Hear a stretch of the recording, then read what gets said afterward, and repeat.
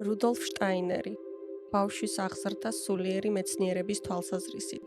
გერმანულიდან თარგმნა მერაბ კოსტავამ. თანამედროვე ცხოვრებამ ბევრი რამ კითხვის ნიშნის ქვეშ დააყენა იმ მემკვიდრეობიდან, რაც ადამიანმა თავისი წინაპრებისაგან მიიღო. ამიტომაა იგი ეგზო მდიდარი, თანამედროვე საკითხებითა და თანამედროვე მოთხოვნილებებით. რა საკითხს არ შეხვდებით დღეს? სოციალურ საკითხს, ქალის საკითხს, აღზრდისა და სკოლის საკითხებს, სამართლისას, ჯანმრთელობისას და ასე შემდეგ. ამ საკითხებთან მიახლოებას სხვადასხვა საშუალებით მიელტვიან. უამრავი ხალხი გვთავაზობს ამა თუ იმ რეცეპტს ერთ-ერთ ამ საკითხთაგანის გადასაჭრელად, ან მის გადაწყვეტაში თანამონაწილეობის მისაღებად. ამასთან, რა და რა სახის წამოწყებებთან არ გვაქვს საქმე, რადიკალიზმთან, თავისი რევოლუციური ფანდებით, ზომიერებთან, რომელნიც არსებულის პატივისმგებელნი არიან და მისგანვე ცდილობენ ახლის განვითარებას, კონსერვატიზმთანაც, რომელიც მყის აღიგზნება, როგორც კი ძველსა და ტრადიციულს შეეხებიან. ამ უმთავრეს მიმართულებათა შორის ყოველნაირი გარდამავალი საფეხურები გვხვდება. ვისაც ცხოვრებაში ჩაღრმავების უნარი შესწევს, ალბათ შეამჩნევს ჩვენი დროის ერთთავისებურებას. იგი ისეთ მოთხოვნებს უყენებს ადამიანებს, რომელთა შესასრულებლადაც სათანადო შესაძლებლობები არ მოიპოვება. ბევრს ისესურს ცხოვრების გარდაქმნა, რომ წესიერად არც კი იცნობს მის საფუძვლებს. ვისაც სურვილი აქვს სამომავლო პროექტები შემოგთავაზოს, ის არ უნდა დაკმაყოფილდეს მოვლენათა ზედაპირული ცოდნით, არამედ უფრო ღრმად უნდა შეიჭრას მის წიაღში. ცხოვრება მთლიანობაში მცენარეს ჩამოჰგავს, რომელიც თავის თავში არა მარტო თვალთათვის საცნაურს შეიცავს, არამედ მომავალი მდგომარეობის ჩანასახსაც თავისსავე იდუმალ წიაღში იუნჯებს. ვინც ხედავს მცენარეს ფოთლებით შემოსილს, მან ისიც უწყის, რომ ჟამთა მსვლელობისას ფოთლებით მოსილი შტო გამოიღებს ყვავილს, რომელიც ნაყოფად იქცევა. ეს ნაყოფი კი უკვე არსებობდა ფარულად მცენარეში მაჭიკის სახით. მაგრამ რის თქმას შეძლებდა ადამიანი ყვავილისა და ნაყოფის შესახებ, თუ იგი თავს მცენარის მხოლოდ ხილული მხარის გამოკვლევით შეიზღუდავდა. მცენარის ყოველნაირ მდგომარეობაში რომ გავერკვეთ, ამისთვის ღრმად უნდა შევისწავლოთ მისი არსი. ამგვარადვე უჩიძრად სუფევს მომავლის ჩანასახი ადამიანის ცხოვრებაშიც, რომლის განსაჭვრეტად მისსავე ფარულსა და მარადიულ თვისებებში ჩაწვდომაა საჭირო. მაგრამ ჩვენი ეპოქა მხოლოდ ზედაპირული ფენებითაა დაინტერესებული და შეცდომის ჩადენის შიშით გარეგან დაკვირვებათა სფეროებს მიღმა არ იხედება. მცენარის საკითხი შედარებით იოლად გადასაჭრელია. ადამიანს არაერთგზის შეუგრძნია მისი ფერი და ნაყოფი. ადამიანის ცხოვრება კი გარეგნულად ერთადერთია და ყვავილნი, რომელთაც იგი ჟამთა მსვლელობაში მოიწევს, ჯერ კიდევ გაუშლელნი არიან. თუმცა ისინი იდუმლად სუფევენ ადამიანში, ვითარცა ფოთოლშემოსილი მცენარის გაუფურცქვნელი ყვავილები. ადამიანის მომავალზე მსჯელობა მხოლოდ მაშინაა დამაჯერებელი, როდესაც იცნობ ადამიანის ბუნების არსს. თანამედროვე სარეფორმო პროექტების მოზღვავება კი კეთილქმედებას მხოლოდ იმ შემთხვევაში შეძლებს, როდესაც ადამიანი ცხოვრების ასეთ სიღრმეთა კვლევა-ძიებას დაეყრდნობა. ამოცანა ცხოვრებასთან მისადაგებული ყოვლისმომცველი პრაქტიკული მსოფლმხედველობის შექმნისა, ერთთავად სულიერმა მეცნიერებამ უნდა იდვირთოს. გულისხმობ ჭეშმარიტ სულიერ მეცნიერებას, რომელსაც მართებს არ იყოს მხოლოდ ცოდნის მოყვარულთა შეკითხვებზე მოპასუხე განყენებული თეორია. ამასთანავე იგი არ უნდა წარმოადგენდეს მარტოოდენ კერძო პირთა განვითარების საშუალებას, რომელთაც მხოლოდ საკუთარი თავისთვის სურთ ზენასაფეხურთა წვდომა. მას ძალუძს და კიდევაც მართებს შემწეობა აღმოუჩინოს დღევანდელ კაცობრიობას საჭირო როტო ამოცანათა გადაჭრის საქმეში და მისი განვითარება მისსავე საკეთილდღეოდ წარმართოს. იღებს რა თავის თავზე ამ მისიას, სულიერმა მეცნიერებამ მოწინააღმდეგეთა მრავალ შემოტევასა და დაეჭვებას უნდა გაუწიოს ანგარიში. მას ცხოვრების ყველა სფეროში მოუხდება შეჯახება როგორც რადიკალებთან, ასევე ზომიერებთან და კონსერვატორებთანაც. იგი ვერ დააკმაყოფილებს ვერც ერთი პარტიის მოთხოვნილებებს, რადგან მისი წინასწარ განჭვრეტა სცილდება ყოველგვარი პარტიული ბრძოლების სამანებს. ეს წინასწარ განჭვრეტა ცხოვრების არსის ჭეშმარიტ ცოდნას ეფუძნება. ცხოვრების შემცნობი ვეღარ დაისახავს ამოცანებს ცხოვრებისსავე მითითების გარეშე. თვითნებურად ვეღარ შეადგენს პროგრამებს, რადგან იცის, რომ ცხოვრების მომავალიც იმავ ძირეული კანონებით წარიმართება, რომელნიც აწმყოში მოქმედებენ. ამიტომ სულიერი სამყაროს მკვლევარს არ შეუძლია აუცილებელი პატივი არ მიაგოს აწმყოს. რამდენიც არ უნდა შენიშნოს მან აწმყოში ნაკლი, რომელიც თავის მხრივ გამოსწორებას მოითხოვს, მას მაინც ძალუძს მომავლის ჩანასახის დანახვა. ამასთანავე მან იცის, რომ ყოველივე არსებული ზრდასა და განვითარებას განიცდის. იგი აღარ ადგენს პროგრამებს, არამედ კითხულობს ცხოვრების წიგნს. და ის, რასაც იგი ამ წიგნიდან გებულობს, თვით იქცევა გარკვეული მიმართულების გარდაუვალ პროგრამად, რადგანაც თავის თავშივე ატარებს განვითარების საწყისებს. ამიტომაა, რომ თანამედროვეობის საჭირბოროტო საკითხების გადაწყვეტისას ადამიანის არსში სულიერი მეცნიერებისეული ჩაღრმავება ყველაზე უფრო ნაყოფიერ და პრაქტიკულ საშუალებებს გვაუფლებს. ამის შესახებ აქვე, აღზრდის საკითხის განხილვისას ვილაპარაკებთ. თანაც ისე, რომ არც მოთხოვნებს წაგიყენებთ და არც რაიმე პროგრამას დაგისახავთ, არამედ მხოლოდ ბავშვის ბუნების უბრალო აღწერას მოგაწვდით. აღმზრდელობითი საკითხების სწორი დაყენება თვით ადამიანის განვითარების პროცესითაა განპირობებული. მოზარდის შინაგანი ბუნების შესწავლა მისი საიდუმლო თვისებების საერთო განხილვით უნდა დავიწყოთ. ადამიანის ის გარეგანი მხარე, რომელიც გრძნობათა ორგანოებით შეიცნობა და რომელსაც მატერიალისტური მსოფლმხედველობა მის ერთადერთ შინაარსად მიიჩნევს, მარტოოდენ ნაწილია სულიერი კვლევისათვის. იგი მხოლოდ ერთ-ერთი წევრია ადამიანის ბუნებისა. ფიზიკურ სხეულად წოდებული ეს წევრი ფიზიკური ცხოვრების წესებსავე ექვემდებარება და იმავე კანონებისა და ძალების მატარებელია, რომელთაგანაც მთელი დანარჩენი, ეგრეთ წოდებული არაორგანული სამყარო შედგება. აქედან გამომდინარე, სულიერი მეცნიერება ამბობს: ადამიანს მინერალურ სამყაროსთან საერთო ფიზიკური სხეული აქვსო. ფიზიკური სხეულის სახით იგი გულისხმობს მხოლოდ იმას, რასაც ნივთიერებათა იმავე შემცველობით და იმავე კანონებით დაშლა შენივთებასა და აგება განზავებასთან მივყავართ, რომლებიც მინერალურ სამყაროში მოქმედებენ. ფიზიკური სხეულის გარდა სულიერი მეცნიერება ადამიანში სხვა ბუნებასაც იცნობს. ესაა სასიცოცხლო, ანუ ეთერული სხეული. ფიზიკოსი ნუ შეკრთება ამ სახელწოდების გაგონებისას, რადგან ეთერი, მოცემულ შემთხვევაში, ნიშნავს სულ სხვა რამეს, ვიდრე ფიზიკის ჰიპოთეტურ ეთერს. ამას შემდეგში გავარკვევთ. არც ისე დიდი ხნის წინათ, ასეთ ეთერულ სხეულზე ლაპარაკს ძალზე არამეცნიერულად თვლიდნენ, მაგრამ მე-18 საუკუნის ბოლოს და მე-19 საუკუნის დასაწყისისათვის ეს საკითხი უკვე აღარ მიაჩნდათ არამეცნიერულად.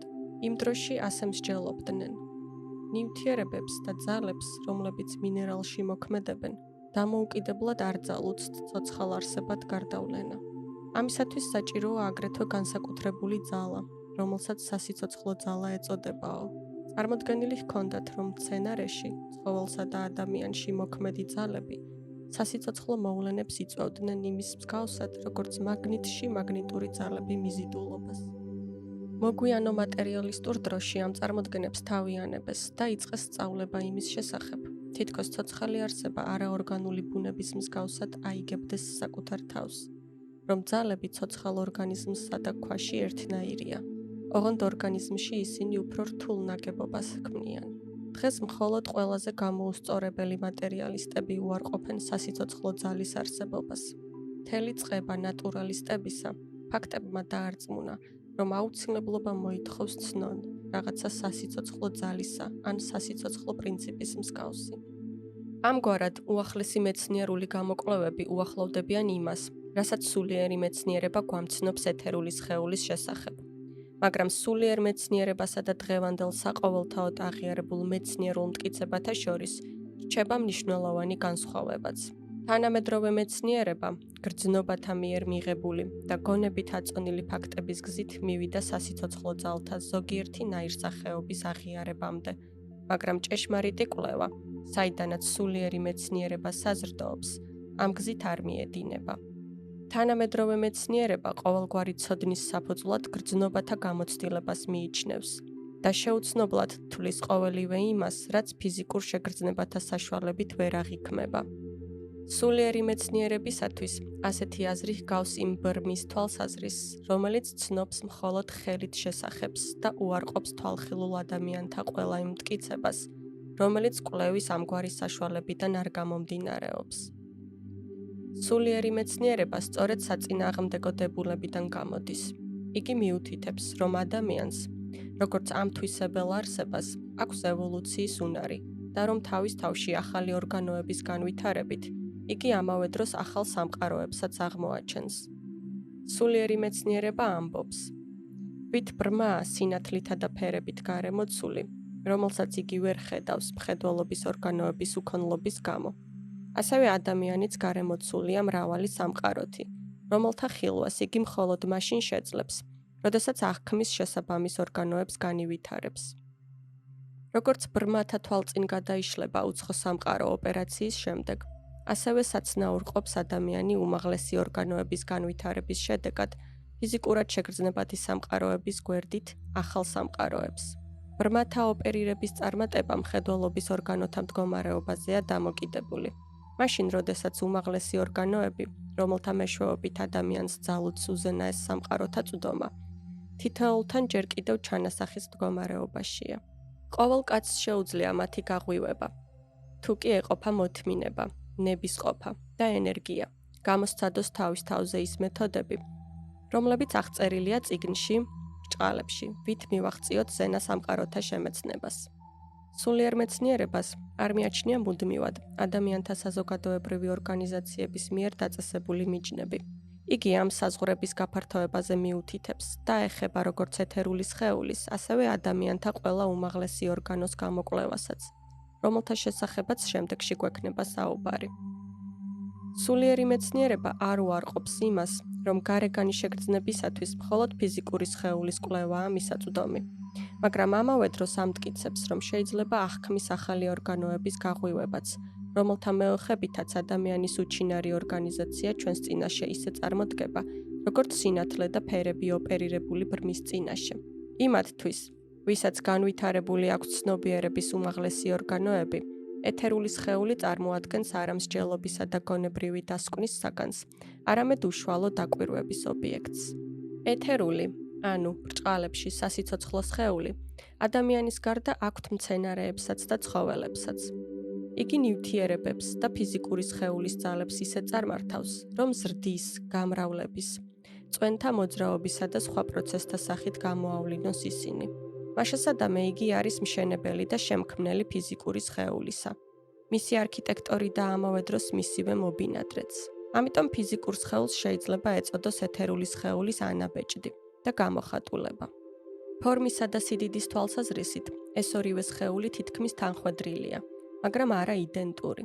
ცხოველებისა და განსაკუთრებით მცენარეთა ეთერული სხეულის სიდიდე და ფორმა კი მნიშვნელოვნად განსხვავდება მათი ფიზიკური სხეულისაგან. მესამე წევრი ადამიანის არსებისა. ესაა ასტრალური სხეული, ანუ გრძნობათა სხეული. იგი მწუხარების, სიხარულის, სწრაფვათა, სურვილთა და სხვათა მატარებელია. არსებებს, რომლებიც მარტოოდენ ფიზიკური და ეთერული სხეულებისაგან შედგებიან, არ აქვთ გრძნობიერების უნარი. მცენარე არ გრძნობს. ზოგიერთ სწავლულს იმ ფაქტიდან გამომდინარე, რომ ჯგუფი მცენარეებისა მოძრაობით ან სხვა ნიშნებით პასუხობს გარკვეულ გამაღიზიანებლებს, არასწორი დასკვნა გამოაქვს. თითქოს მცენარეს რამდენადმე მოეპოვებოდეს შეგრძნების უნარი. მაგრამ ეს გაუგებრობაა და შეგრძნებათა ბუნების ჭეშმარიტ ცოდნას არ ეყრდნობა. მთავარი ის კი არ არის, ესა თუ ის არსება პასუხობდეს გამაღიზიანებელს. არამედ არის თუ არა ეს გაღიზიანება სიხარულის, მწუხარების, სწრაფვისა თუ სურვილის შინაგან პროცესთა ანარეკლი. ეს რომ ასე არ იყოს, მაშინ ისიც კი შესაწყნარებელი იქნებოდა. თითქოს ცისფერი ლაკმუსის ქაღალდიც განიცდიდეს გარკვეულ შეგრძნებას ზოგიერთ ნივთიერებათაგან. იგი ხომ წითლდება მათთან შეხებისას. გრძნობის სხეული, ფრჩხილებში ასტრალური სხეული, ადამიანს საერთო აქვს მხოლოდ ცხოველთა სამყაროსთან. მას შეიძლება ეწოდოს ყოველნაირ შეგრძნებათა სამყაროს მატარებელი. შეცდომა იქნებოდა წარმოგვედგინა თითქოს ეთერული და ასტრალური სხეული ფიზიკურ სხეულზე უფრო ფაქის ნივთიერებებისგანაა ორგანიზებულიო. ეს ადამიანის ბუნების უმაღლეს წევრთა მატერიალიზების ტოლფასი იქნებოდა. ეთერული სხეული ძალთა წარმომქმნელია. თავადაც ქმედით ძალთაგან შედგება და არა მატერიისაგან. ასტრალური სხეული კი მოძრავ, ფერადოვან, ელვარე სახეთაგან არის წარმომდგარი. სიდიდითა და ფორმით ასტრალური სხეული არ ჩამოჰგავს ფიზიკურ სხეულს. ადამიანის ასტრალური სხეული წაგრძელებული, კვერცხის ფორმისაა.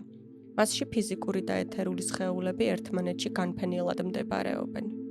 ასტრალური სხეული ყოველმხრივ აღემატება ფიზიკურ და ეთერულ სხეულებს და გამოირჩევა თავისი ელვარებით. და ბოლოს, ადამიანს გააჩნია თავისი ბუნების შემადგენელი მეოთხე წევრი, რომელიც სხვა მიწიერ არსებებს არ გააჩნიათ. ესაა ადამიანის ბრჭყალებში მეს მატარებელი წევრი. ბრჭყალებში მე ყველა სხვა სახელებისაგან განსხვავებული სახელია. დანარჩენი სახელები შეიძლება განურჩევლად მიესადაგოს შესაბამის საგნებს. ყველას ძალგვიც, მაგიდის მაგიდად ან სკამის სკამად სახელდება, მაგრამ იგივეს ვერ ვიქმნთ ბრჭყალებში მეს მიმართ. სახელით ბრჭყალებში მე ვერავინ განსაზღვრავს სხვასაგანს საკუთარი თავის გარდა. სახელი ბრჭყალებში მე ვერასოდეს გაიჟღერებს ჩემს გარეშე. არსება, რომელსაც აქვს უნარი თავის ბრჭყალებში მედ სახელდებისა, სამყაროა თავისსავე თავში. სულიერ მეცნიერებაზე აგებული რელიგიები ნიადაგ გრძნობდნენ ამას. ისინი აღიარებდნენ, რომ ბრჭყალებში მესთან ერთად ადამიანის წიაღიდან გამოვლენას იწყებს ღვთაება. მაშინ, როდესაც დაბალ არსებათათვის იგი მხოლოდ გარედან და მხოლოდ გარემომცველ მოვლენებში ვლინდება. ასეთი უნარის მატარებელს ჩვენ ბრჭყალებში მეს სხეულს ვუწოდებთ. იგი ადამიანის ბუნების მეოთხე წევრია. სწორედ ეს ბრჭყალებში მეს სხეული შეიცავს ადამიანის უკვდავ სამშვინველს.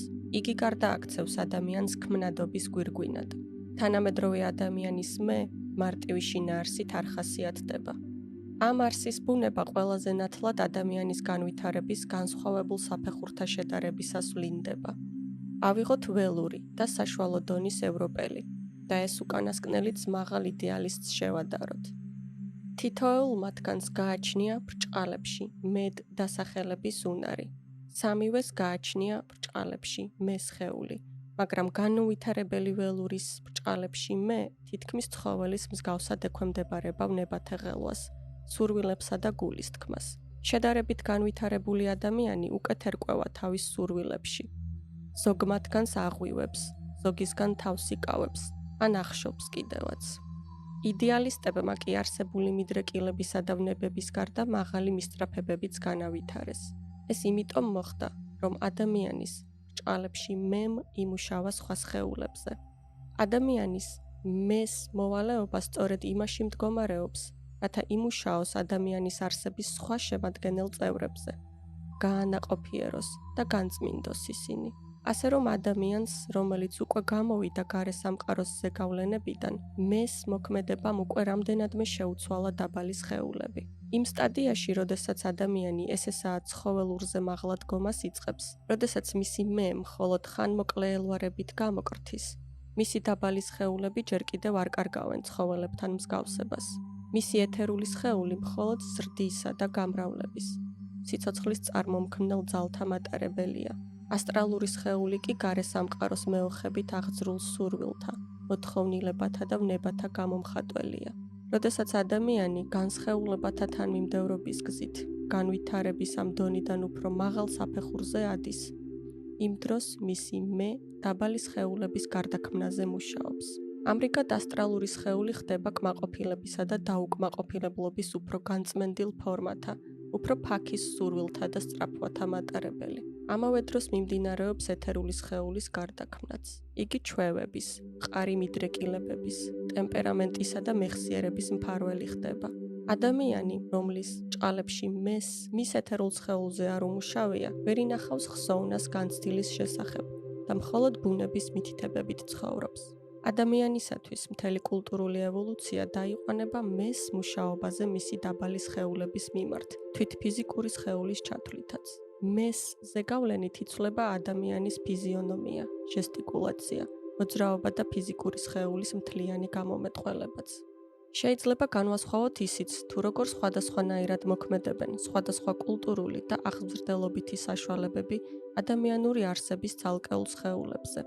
ჩვეულებრივი კულტურული ფაქტორები მოქმედებენ გრძნობის, ფრჩხილებში ასტრალურ სხეულზე. ისინი მასში ახალი სახის სიხარულს, წუხარებას, სურვილსა და მისწრაფებას იწვევენ. ხელოვნების ნაწარმოებში ჩაღრმავება კი ეთერულ სხეულზე მოქმედებს. ხატრული ქმნილებების მეოხებით ადამიანი ინვითარებს ისეთ მაღალწინათ გრძნობას, რომელიც გრძნობად სამყაროზე უფრო ამაღლებული და კეთილშობილურია. სწორედ ამით ახდენს იგი თავისი ეთერული სხეულის გარდაქმნას. ეთერული სხეულის განწმენდისა და გაკეთილშობილების კარგ საშუალებას რელიგია წარმოადგენს. აი რატომ აქვთ რელიგიურ იმპულსებს ეგზომ დიდი მნიშვნელობა კაცობრიობის განვითარებისათვის. სინდისი სხვა არაფერია, თუ არა ეთერულ სხეულზე მეს მუშაობის შედეგი, თელრიგ გარდასხეულებათა მანძილზე. როდესაც ადამიანს ესმის, რომ არ უნდა ჩაიდინოს ესა თუ ის საქციელი და თუ ეს შეგნება იმდენად ძლიერი და ღრმაა, რომ ეთერულ სხეულში იბეჭდება, სინდისიც მაშინ იბადება. მეს შეგნებული მუშაობა დაბალ სხეულებზე შეიძლება იყოს როგორც საერთო მთელი კაცობრიობისათვის, ასევე ინდივიდუალური. პირველი სახის გარდაქმნაზე გარკვეულ საფეხურამდე მთელი კაცობრიობა მუშაობს. ინდივიდუალური მუშაობა კი მხოლოდ საკუთარ მეს პირად ზემოქმედებას ემყარება. თუ მე იმდენად გაძლიერდება, რომ საკუთარი ძალებით შეძლებს ასტრალური სხეულის გარდაქმნას, მაშინ ის, რაც მეს მიერ ასტრალური სხეულის ასეთი გადამუშავებით მიიღწევა, მიიღებს თავადი სულის, ანუ მანასის სახელწოდებას. ეს გარდაქმნა არსებითად მაღალი იდეებითა და შეხედულებებით შინაგან განსწავლას და განვითარებას ეფუძნება. მაგრამ ჩვენს მეს კიდევ უფრო მნიშვნელოვანი ნამუშევრების კვალი შეუძლია დააჩნიოს არსს. ეს ხდება მაშინ, როდესაც მდიდრდება არა მარტო ასტრალური სხეული, არამედ როცა ეთერული სხეულიც განიცდის გარდაქმნას. ადამიანი ბევრ რამეს ითვისებს ცხოვრებიდან. მას შეუძლია უჩვეულოდ გაიმდიდროს ცნობიერება, მაგრამ მიწიერ ცხოვრებაში ნაკლებად ძალოდ ზიმოქმედოს საკუთარი ტემპერამენტისა და ხასიათის შეცვლაზე, მეხსიერების გაუმჯობესებაზე, ან და მისი გაუარესების წინააღმდეგ. განსწავლა ასტრალური სხეულის საქმეა, ხოლო ტემპერამენტი, ხასიათი და მეხსიერება კი ეთერულ სხეულთანაა დაკავშირებული. ამას შეესაბამება თვალსაჩინო შედარება ასტრალური სხეულის სახეცვლილებისა საათის დიდი ისრის მოძრაობასთან, ხოლო ეთერული სხეულის გარდასახვისა პატარა ისრის სიჩქარესთან. როდესაც ადამიანი უმაღლეს, ეგრეთ წოდებულ საიდუმლო მეცნიერებას უახლოვდება, მაშინ დიდი მნიშვნელობა ენიჭება იმას, რომ ეთერული სხეულის ამგვარი გარდაქმნა საკუთარი მეთი გამომდინარეობდეს ისეთი ძალებისაგან, რომლებიც ცხოვრებაში დამოუკიდებლობისადმი სწრაფვით არიან გამოწვეულნი. მან სავსებით შეგნებულად და დამოუკიდებლად უნდა იღვაწოს თავისი ჩვევების, ტემპერამენტის, ხასიათის, მეხსიერებისა და სხვათა გარდასაქმნელად. იმის და მიხედვით, თუ როგორ იმუშავებს თავის ეთერულ სხეულზე, იგი გარდაქმნის მას სიცოცხლის სულად, რომელსაც აღმოსავლური გამოთქმით ბუდჰის უწოდებენ. უფრო მაღალ საფეხურზე ადამიანს თავისი ფიზიკური სხეულის გარდაქმნაზე მუშაობაც ძალუძს, მაგალითად სისხლის მიმოქცევის და პულსის შეცვლა. ადამიანის ამ სახის მოღვაწეობა მის უმაღლეს არსთანაა დაკავშირებული, რასაც სულის ადამიანს, აღმოსავლურად ატმას უწოდებენ. ზემოთქმულიდან ჩანს, რომ ადამიანში შეიძლება გავარჩიოთ მისი არსების შემადგენელი 4 წევრი: ფიზიკური სხეული, ეთერული სხეული, ასტრალური სხეული და მეს სხეული. შეგრძნებათა სამშვინველი, განსჯითი სამშვინველი, ცნობიერი სამშვინველი და ადამიანური ბუნების უფრო მაღალი სულიერი ტრიადა: სული, სიცოცხლის სული და სულის ადამიანი. როდესაც საუბარი გვაქვს ადამიანური თვისებების მატარებელზე, ყოველთვის ადამიანის რთული ორგანიზაციის ეს 4 წევრი უნდა ვიგულისხმოთ. აღმზრდელს დღენიადა გვხვდება ადამიანური არსების ამ 4 ნაწილზე მუშაობა. მაგრამ ამ მუშაობაში წარმატების მისაღწევად აუცილებელია 4-ვე მათგანის ბუნებათა გამოკვლევა. ისე არ უნდა წარმოვიდგინოთ, თითქოს ეს ნაწილები ადამიანში ერთდროულად ვითარდებიან. პირიქით, მათი განვითარება სხვადასხვა ასაკში მიმდინარეობს და განსხვავებული სახითაც. მხოლოდ ადამიანური ბუნების განვითარების კანონთა მყარცოდნას შეიძლება დაეფუძნოს აღზრდის ჭეშმარიტი ბალავერი და განსწავლის საქმეც. ხორციელშობამდე ჩანასახი სხვა, ფიზიკური სხეულითაა გარემოცული და გარესამყაროსთან უშუალო კონტაქტში არ იმყოფება. დედის ფიზიკური სხეული ყოველის მხრივ გარემოიცავს და მოქმედებს მასზე. ადამიანის ფიზიკური შობა იმაში მდგომარეობს, რომ იგი თავისუფლდება დედის ფიზიკური გარსიდან და უშუალოდ ეხება გარესამყაროს. მისი გრძნობები იშლებიან ამ სამყაროსათვის და უკანასკნელიც ისევე იწყებს ზემოქმედებას ადამიანზე, როგორც უწინ დედობრივი გარსი მოქმედებდა მასზე. სულიერი მეცნიერების თვალსაზრისით დედისაგან გამოყოფის ჟამს მხოლოდ ფიზიკური სხეული იბადება და არა ეთერული. ისე როგორც დაბადებამდე იყო გარემოცული ადამიანი დედის ფიზიკური სხეულით, ასევე კბილთა ცვლამდე, ესე იგი დაახლოებით 7 წლამდე, იგი ეთერული და ასტრალური გარსებითაა შემოსალტული. მხოლოდ კბილთა ცვლის პერიოდში თავისუფლდება ეთერული გარსიდან ეთერული სხეული. რჩება მხოლოდ ასტრალური გარსი, რომელიც სქესობრივი სიმწიფის მოწევამდე გარემოიცავს ასტრალურ სხეულს. სქესობრივი მომწიფებისას ასტრალური სხეულიც იმგვარადვე თავისუფლდება, როგორც დაბადებისას ფიზიკური სხეული, ხოლო კბილთა ცვლის ჟამს ეთერული. ასე რომ, სულიერი მეცნიერება ადამიანის სამგზის დაბადებაზე უნდა მიუთითებდეს. ის შთაბეჭდილებები, რომელიც თავისი თვისებებით კბილთა ცვლამდე ეთერულ სხეულზე უნდა მოქმედებდნენ, ისეთივე უმნიშვნელო ოდენობით აღწევენ მასთან, როგორც ფიზიკური სამყაროს შემადგენელი ჰაერისა და სინათლის მოქმედება აღწევს დედის საშოში მყოფ ფიზიკურ სხეულამდე. კბილთა ცვლამდე ეთერულ სხეულს დამოუკიდებელი მუშაობა არ ძალუძს. ისევით ფიზიკური სხეული საზრდოობს გარეშე ძალებით დედის წიაღში ყოფნისას და დედის გარსით დაცული თანდათან თავის საკუთარ ძალებსაც აღვივებს. იგივეს განიცდიან ზრდის ძალებიც კბილთა ცვლის ჟამამდე. ნაანდერძევ ძალებთან შეერთებული ეთერული სხეული ამავე დროს საკუთარ ძალებსაც ანვითარებს. ეთერული სხეულის განვითარებისას დამოუკიდებელი ხდება ფიზიკური სხეულიც. განვითარებული ეთერული სხეული ამუშავებს იმას, რაც ფიზიკურ სხეულს ესაჭიროება. ამ მუშაობის საბოლოო შედეგია საკუთარი კბილები, რომლებიც ნაანდერძევ კბილებს ცვლიან. ამ მომენტიდან მოყოლებული ეთერული სხეული დამოუკიდებლად მუშაობს ადამიანის ზრდაზე, მაგრამ ჯერ ისევ ნაანდერძევი ასტრალური გარსის გავლენის ქვეშ იმყოფება. ასტრალური სხეულის გამოთავისუფლების ჟამს ეთერული სხეულის განვითარების პერიოდიც მთავრდება. ამ პერიოდის დასრულება სქესობრივ მომწიფებაში გამოიხატება. სქესობრივი ორგანოები დამოუკიდებლობას იძენენ, რადგანაც ასტრალური გარსიდან გამოთავისუფლებული ასტრალური სხეული უშუალო კონტაქტში შედის გარესამყაროსთან. როგორც ჯერაც არ შობილ ბავშვს ვერ დავუქვემდებარებთ გარესამყაროს გავლენას, ასევე შეუწყნარებელია 7 წლის ასაკამდე ეთერულ სხეულში ისეთი ძალების მიშვება, რომლებიც ისევე მოქმედებენ მასზე, როგორც ფიზიკურ შთაბეჭდილებებს შეეძლოთ ემოქმედათ, ჯერ კიდევ არ დაბადებული ჩვილის სხეულზე. მსგავსად ამისა, შესაბამის ზემოქმედებათა მიშვება ასტრალურ სხეულზე მხოლოდ სქესობრივი სიმწიფის მომენტიდანაა მიზანშეწონილი. ზოგად ფრაზებს, როგორიცაა მაგალითად ბრჭყალებში, ყველა ძალთა და უნართა ჰარმონიული განვითარება და სხვა ამგვარს არ შეუძლია აღზრდის ჭეშმარიტ საფუძველთა შექმნა. ამისათვის საჭიროა ადამიანის ბუნების უშუალო გაცნობა. ჩვენ ამით იმის თქმა არ გვსურს, თითქოს ზემოთ მოყვანილი ფრაზები არ შეესაბამებოდნენ სიმართლეს. თუმცა მათი მეშვეობით ისეთივე მცირედის მიღწევა შეიძლება, როგორც ვთქვათ იმის მტკიცებით, რომ საჭიროა მანქანის ყველა ნაწილთა ჰარმონიულ მოქმედებაში მოყვანა. მხოლოდ იგი შეძლებს მანქანის ნამდვილად მართვას, ვინც ზოგადი ფრაზებით კი არ მიდის მასთან, არამედ მისი შემადგენელი ნაწილების ჭეშმარიტი ცოდნით. აღზრდის ხელოვნებაც ასევე მოითხოვს ადამიანის ყველა შემადგენელი ნაწილის ცოდნას. იმის ცოდნას თუ როგორ ვითარდება დამოუკიდებლად თითოეული მათგანი. აუცილებელია ვიცოდეთ, თუ ადამიანური არსების რომელ ნაწილზე უნდა ვიმოქმედოთ გარკვეულ ასაკში და როგორ წარუმართოთ ეს ზემოქმედება მიზანშეწონილად. მაგრამ ეჭვი არ უნდა შეგვეპაროს იმაში, რომ აღზრდის ჭეშმარიტად რეალისტური ხელოვნება, როგორიც აქაა მოცემული, ხოლო ძალიან ნელა გაიკვლევს გზას.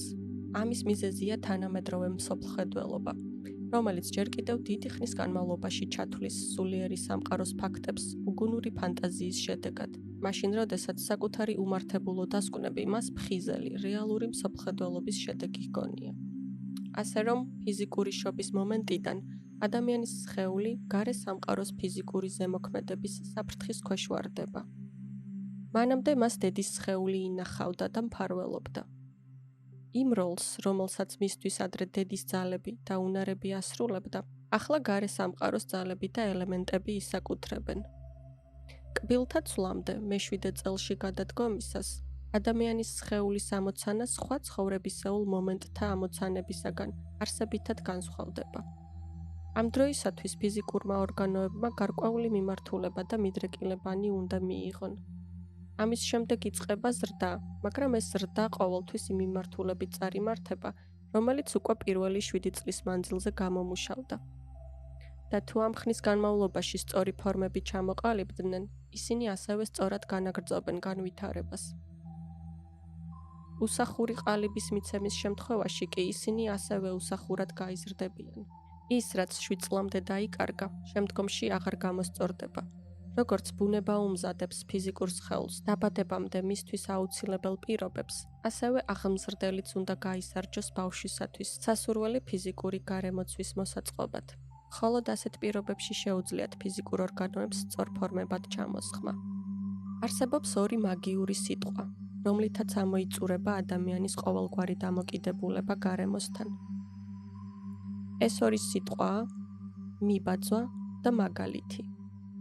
ბერძენი ფილოსოფოსი არისტოტელე ადამიანს ყველა ცხოველზე უფრო მიმბაძვალ არსებად მიიჩნევს. განსაკუთრებით ეს შეეხება ბავშვობის ხანას, კბილების გამოცვლამდე. ბავშვი ბაძავს ყოველივე იმას, რაც მის გარშემო ხდება და ამ მიბაძვის პროცესში მისი ფიზიკური ორგანოები საბოლოოდ ყალიბდებიან ფორმებად. ბავშვზე ზემოქმედი ფიზიკური გარემოცვა, რაც შეიძლება ფართო გაგებით უნდა განსაზღვროთ.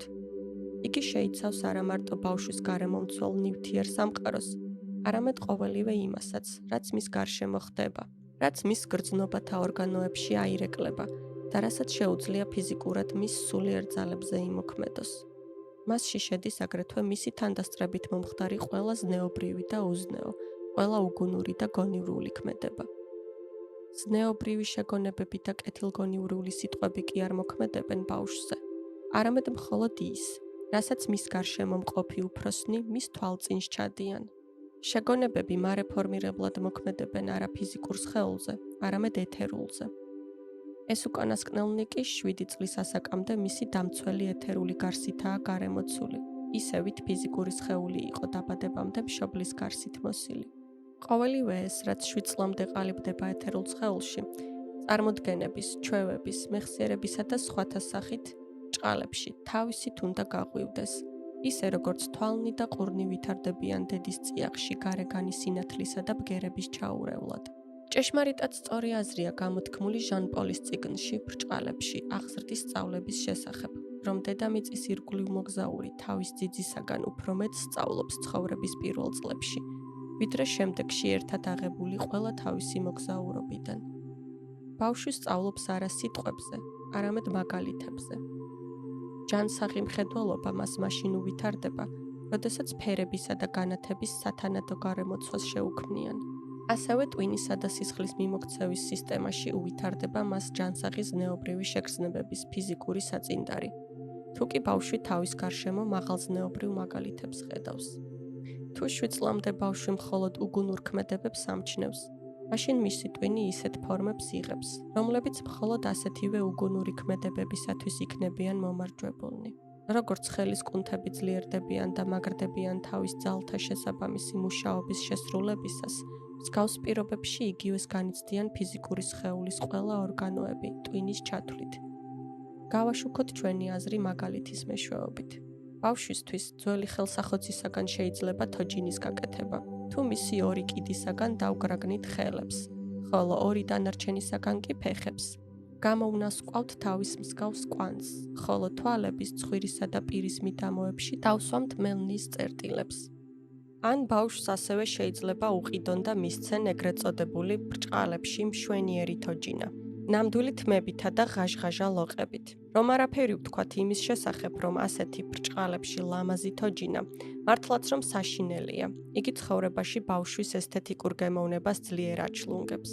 მოზარდი, რომელსაც ხელთ უპყრია გაკვანძული ხელსახოცი, თავისი საკუთარი ფანტაზიით უბატებს იმასაც, რაც ხელსახოთს აკლია იმისათვის, რომ იგი ადამიანს დაემსგავსოს. ფანტაზიის ასეთი ამუშავება ტვინის ფორმირებაზე მოქმედებს. ტვინი ისევე ფართოვდება, როგორც ფართოვდებიან კუნთები შესაფერისი მუშაობის შესრულებისას. ბრჭყალებში მშვენიერი თოჯინის მიწოდების შემთხვევაში ბავშვის ტვინი უმოქმედოდ რჩება. უმოქმედობით კი განვითარების ნაცვლად იგი ძაბუნდება. ადამიანები ნათელმხილველი ოკულტისტის მსგავსად რომ ხედავდნენ ტვინის ფორმირების პროცესს.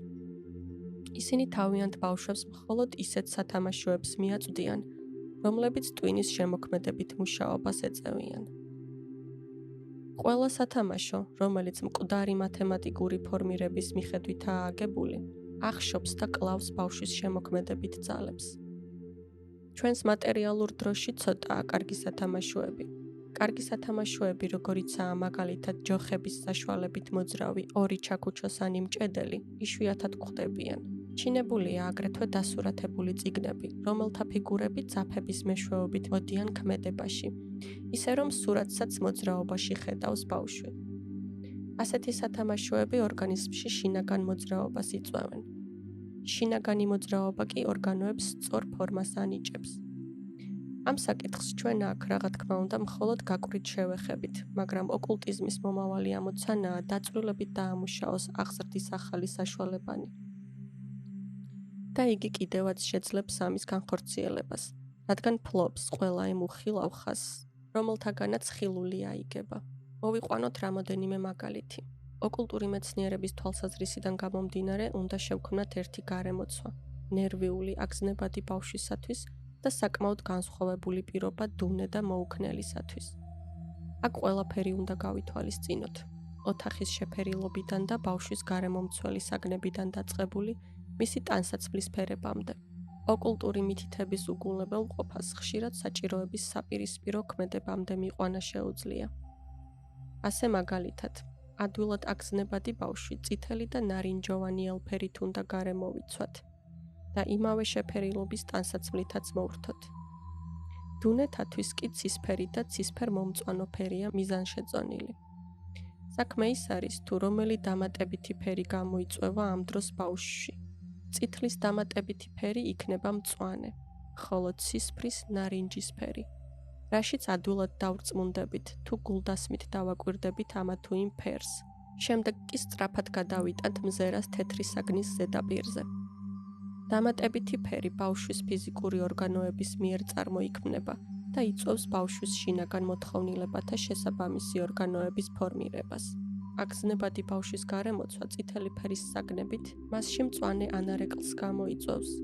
მწვანე ფერის ეს შინაგანი ზემოქმედება დამაწყნარებლად მოქმედებს. თავად ორგანოებიც სიმშვიდისადმი მიდრეკილებას იძენენ. ძალზე მნიშვნელოვანია ამ ასაკში შემდეგ გარემოებასაც მიექცეს ყურადღება. ფიზიკური სხეული თავად აწესებს წონასწორობას იმისადმი, რაც მისთვის სასარგებლოა. საერთოდ შეიძლება ითქვას, რომ ჯანსაღ ფიზიკურ სხეულს სურს ის, რაც მისთვის მარგებელია და სანამ საქმე მოზარდის ფიზიკურ სხეულს შეეხება, ყურადღებით უნდა ვადევნოთ თვალი იმას, თუ რა აღვივებს მის მოთხოვნილებას და სურვილს, რა ჰგურის მას სიხარულს. კმაყოფილება და სიხარული. ეს ისეთი ძალებია, რომლებიც ფიზიკური ორგანოების სწორ ფორმირებას განაპირობებენ. განსაკუთრებით მიზანშეწონილია ეს გარემოება მხედველობაში ვიქონიოთ კვების დროს. სხვადასხვა საკვებით შეიძლება ისე ჭარბად ვკვებოთ ბავშვი, რომ სავსებით დავაკარგვინოთ ჯანსაღი ინსტინქტი. ამ მიმართულებით სწორედ დაყენებული კვებით კი შესაძლოა შევუნარჩუნოთ იგი იმ ზომამდე, რომ ბავშვი მოითხოვდეს მხოლოდ იმას, რაც მისთვის სასარგებლოა, ხოლო საზიანოს უგულველ ყოფდეს. როდესაც სულიერი მეცნიერება, ბრჭყილებში ანთროპოსოფია, მოწოდებული იქნება აღზრდის ხელოვნების ხელმძღვანელად, იგი ამ სფეროშიც შეძლებს ძვირფასი მითითებების მოწოდებას, რადგანაც მისთვის ცნობილია საგანთა რეალური ურთიერთდამოკიდებულება. მაშასადამე ფიზიკური სხეულის მაფორმირებელ ძალებს ეკუთვნიან სიხარული, გარშემო მყოფთა კმაყოფილება, აღმზრდელთა მხიარული სახეები და რაც მთავარია გულწრფელი, უანგარო სიყვარული.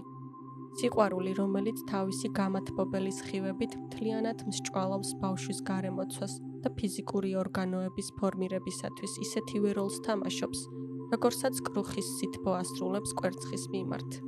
თუ კი სიყვარულით გაჟღენთილ ასეთ ატმოსფეროში მისაბაძი მაგალითებიც გაგვაჩნია, მაშინ შეიძლება ითქვას, რომ ბავშვი ჩინებულ გარემოცვაში იმყოფება. ამიტომ მკაცრი მეთვალყურეობაა საჭირო, რათა ბავშვის თანდასწრებით არ გაკეთდეს ისეთი რამ, რაც მისაბაძად არასასურველია. ისეთი რამ არ უნდა მოვიმოქმედოთ, რომ შემდგომში დაგვჭირდეს ბავშვისთვის თქმა, შენ ეს არ უნდა გააკეთო. თუ რაოდენ დიდია ბავშვში მიბაძვისადმი სწრაფვა, ადვილად დავწმუნდებით, თუ დავაკვირდებით, როგორც ცდილობს იგი ასოების გადმოხატვას მანამ, სანამ მათ მნიშვნელობას გაეცნობოდეს.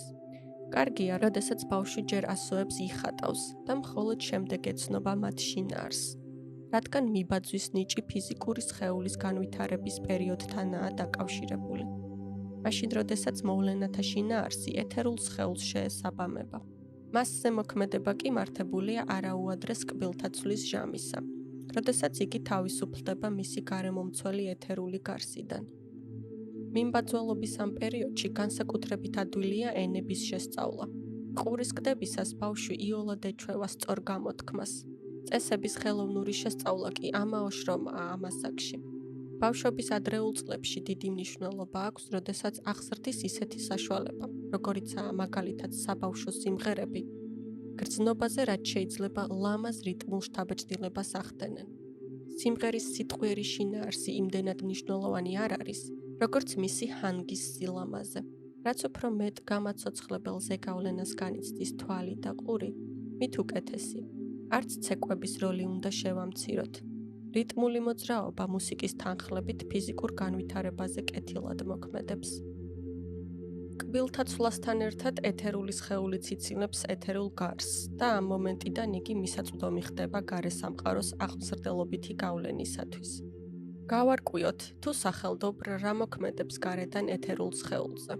ეთერული სხეულის სახეცვლილებისა და ზრდის ქვეშ ჩვევების, სინდისის, ხასიათის, მეხსიერების და ტემპერამენტის სახეცვლილება და განვითარება უნდა ვიგულისხმოთ. ეთერულ სხეულზე სასურველია მოქმედება სახეებით, მაგალითებით, ფანტაზიის შეგნებული წარმართვით. თუ კი 7 წლამდე მისაბაძად ბავშვს ფიზიკური მაგალითები უნდა მიეცეს, ასევე კბილთაცვლის ჟამიდან სქესობრივი სიმწიფის პერიოდამდე ყრმის გარემომცველ სამყაროში შეტანილ უნდა იქნეს ყოველივე ის, რასაც თავისი შინაგანი არსებითა და ღირსებით, მისი სწორი გეზით წარმართვა ხელეწიფება. ამ დროისათვის მიზანშეწონილია ის, რაც სურათისა და სიმბოლოს მეშვეობით მოქმედებს. ეთერული სხეული მაშინ ძლიერდება, როდესაც ბავშვის ფანტაზია იკვებება ცოცხალი სახეებიდან და შედარებებიდან მიღებული შთაბეჭდილებებით. იმით, რასაც ეთერული სხეულის ხელმძღვანელობა ხელეწიფება. განყენებული, აბსტრაქტული გაგებები კი არ მოქმედებენ ჯეროვანი სახით მზარდ ეთერულ სხეულზე, არამედ მხოლოდ თვალსაჩინო ფაქტები. ამასთან არა გრძნობადი თვალსაჩინოება, არამედ სულიერი თვალსაჩინოება. ამ ასაკისთვის ყველაზე სწორი აღმზრდელობითი საშუალებაა სულიერი თვალსაჩინოება.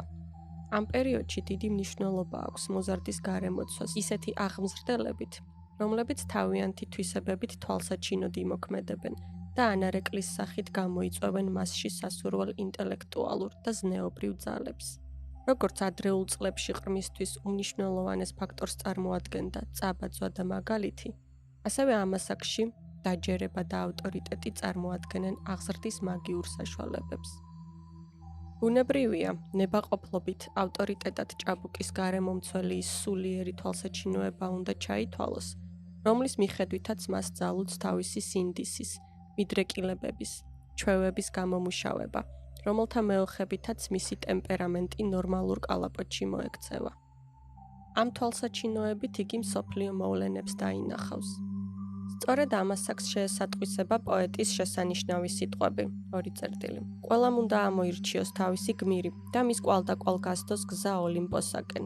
მოკრძალება და მოწიწება ეს ისეთი ძალებია, რომელთა მეოხებითაც ეთერული სხეულის განვითარებას სწორად წარიმართება და ვისაც ამ ასაკში გარკვეული პიროვნებისადმი უსაზღვრო მოწიწება არ განუცდია, იმისათვის მთელი შემდგომი შინაგანი ცხოვრება მეტად ღარიბი იქნება. სადაც არ არის მოწიწების გრძნობა, იქ იხშობიან ეთერული სხეულის მაცოცხლებელი ძალები.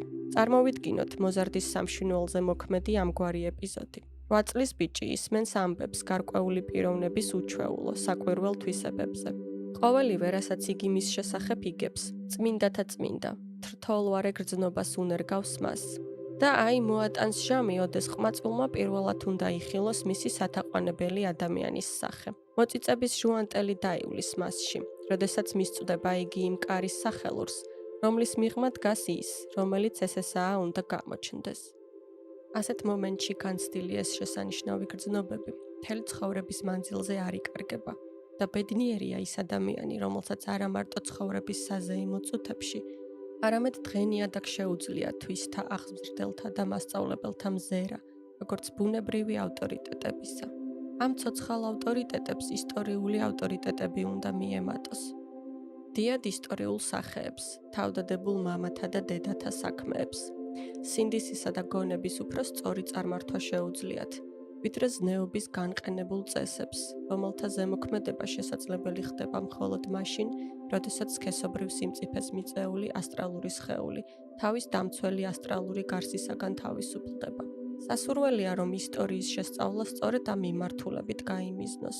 კბილთა ცვლის ჟამამდე ის ზღაპრები და მოთხრობები, რომლებსაც ბავშვებს ვაწვდით, მხოლოდ კმაყოფილებას, სიხარულსა და მხიარულებას უნდა იწვევდნენ. შემდგომ პერიოდში უნდა ვისწრაფოდეთ იმისაკენ, რათა წარმომსახველი სურათები ახალგაზრდა სამშვინველში მიბაძვის სურვილს აღვივებდნენ. ისიც არ უნდა დავივიწყოთ, რომ მრავალი უხამსი ჩვევის ამოძირკვა შეიძლება, თუ მას დროზე წარმოვაჩენთ შემაზრზენი სურათების სახით.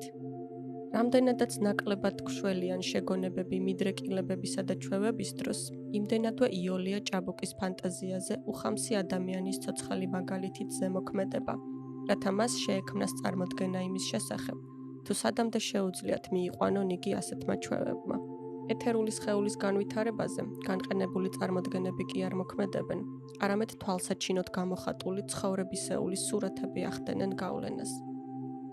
მაგრამ მთელი ეს ზემოქმედება დიდ ტაქტს მოითხოვს და ამიტომაც თხრობის დროს ყველაფერი მთხრობელზეა დამოკიდებული. ამის გამო თანაბარ მნიშვნელოვნად არ შეიძლება ჩაითვალოს კითხვა და თავგადასავალი და შეუწყნარებელია ერთის მეორით შეცვლა. არის კიდევ ერთი მიზეზი იმისა, რომ ყველა წარმოდგენა კბილთა ცვლიდან სქესობრივი სიმწიფის პერიოდამდე სურათებისა და სახეების მეშვეობით იქნეს მოცემული. აუცილებელია, რომ მოზარდმა ადამიანმა ბუნების საიდუმლოებანი და ცხოვრების კანონები თავის თავში მიიღოს არა განსჯითი მცნებების საშუალებით, არამედ სიმბოლოების სახით. სულიერი ურთიერთდამოკიდებულებანი სამშვინველის წინაშე ისეთი მსგავსებებით უნდა მიედინებოდნენ, რომ ამ მიმსგავსებათა მიღმა ყოფიერების კანონზომიერება უნდა იყოს უფრო ამოსაცნობი და შესაგრძნობი, ვიდრე განსჯითი მცნებების საშუალებით აღსაქმელი რამ. ბრჭყალებში ყოველივე წარმავალი, გარდამავალი არის მხოლოდ სიმბოლო. ასეთი უნდა იყოს აღზრდის ძირითადი გეზი ამ ასაკში. დიდი მნიშვნელობა აქვს იმას, როდესაც ადამიანი ყოფიერების საიდუმლოებებს მსგავსებათა საშუალებით შეიგრძნობს, სანამ იგი ბუნების კანონების სახით შეაღწევდეს მის შეგნებაში. წარმოვიდგინოთ, რომ ბიჭუნას ან გოგონას სამშვინველის უკვდავების და მისი სხეულიდან გასვლის შესახებ ელაპარაკებიან. საუბარი ამის შესახებ შედარების გამოყენების საშუალებით უნდა წარიმართოს. მაგალითად, სამშვინველი შევადაროთ ჭუპრიდან ამომავალ პეპელას. როგორც პეპელა გამოფრინდება ჭუპრიდან, ასევე სამშვინველიც თავისუფლდება სხეულიდან სიკვდილის შემდგომ. ვერავინ ჩაწვდება განყენებული მცნებების ჭეშმარიტ არსს, თუ ისინი პირველ ხანებში ასეთი სახეებით არ აქვს მიღებული. ასეთი სიმბოლოებით მოქმედებენ არა მარტო გონებაზე, არამედ გრძნობაზე და მთელ სამშვინველზეც. ადამიანი, რომელსაც ბავშვობისას ასეთი გეზით წარმართავდნენ, ამ საკითხებთან სულ სხვა განწყობილებით მიდის, ვიდრე მაშინ, როდესაც მათ განყენებული მცნებების სახით ეცნობა. ამიტომ აუცილებელია, რომ აღმზრდელმა ბუნების ყველა კანონსა და სამყაროს საიდუმლოებებს შესაბამისი შედარება გამოუნახოს. ასეთ შემთხვევაში დღესავით ნათელია, თუ რა ნაყოფიერად შეუძლია მოქმედება სულიერ მეცნიერებას პრაქტიკულ ცხოვრებაში. ვინმემ რომ ეს შედარებები თავისი მატერიალისტური განსჯითი შეხედულებებიდან აიღოს და ახალგაზრდებს ასე მიმართოს, იგი ალბათ ვერ მოახდენს მათზე სათანადო კარგ გავლენას. ასეთი შედარებები ხელოვნურ და ნაწყვალებ შთაბეჭდილებას ტოვებენ. როდესაც ადამიანი სახეებით ლაპარაკობს, მსმენელზე მარტო მისი ნათქვამი როდი მოქმედებს. მისგან თითქოს მსმენელთა განმსჭვალავი, უხილავი სულიერი დენიც გამოდის. თუ მოსაუბრე თავისი შედარებებისადმი თავად არ არის გაჟღენთილი ღრმა, გამათბობელი რწმენით, იგი მსმენელზე შთაბეჭდილებას ვერ მოახდენს. სხვებზე ზემოქმედებისათვის საჭიროა ისევე განვიმსჭვალოთ ჩვენი შედარებებით, როგორც ცოცხალი სინამდვილით. ეს კი მხოლოდ სულიერი მეცნიერებისთვისაა შესაძლებელი. როდესაც შედარებანი თვითონ სულიერი მეცნიერებიდან იკვებებიან. ნამდვილი ოკულტისტისათვის არ არის ძნელი სამშვენიოების სხეულიდან გამოსვლის შესახებ ზემოხსენებულ შედარებათა პოვნა, რადგან ეს მისთვის ჭეშმარიტებაა. მისთვის ჭუპრიდან პეპლის გამოსვლა ყოფიერების დაბალ საფეხურზე იმავე პროცესს წარმოადგენს, რომელიც მაღალ საფეხურზე მაღალი განვითარებისას სხეულიდან სამშვენიოების გამოსვლის სახით მეორდება. იგი ღრმადაა ამაში დარწმუნებული. ეს მძლავრი რწმენა მოუბარიდან იდუმალ ჩქერებად მომდინარე დამაჯერებელი ძალით შედის მსმენელში. ამ დროს სიცოცხლე უშუალოდ იღურება აღზრდელიდან აღსაზრდელში და პირიქით. მაგრამ ასეთი ცხოველმყოფელი ზემოქმედების მისაღწევად აღზრდელი ღრმა ოკულტური წყაროებიდან უნდა იკვებებოდეს, რათა მისი სიტყვები და ყოველივე მისგან წარმონადენი განიმსჭვალოს გრძნობით, სითბოთი და ჭეშმარიტი სულიერი მეცნიერების შუქით.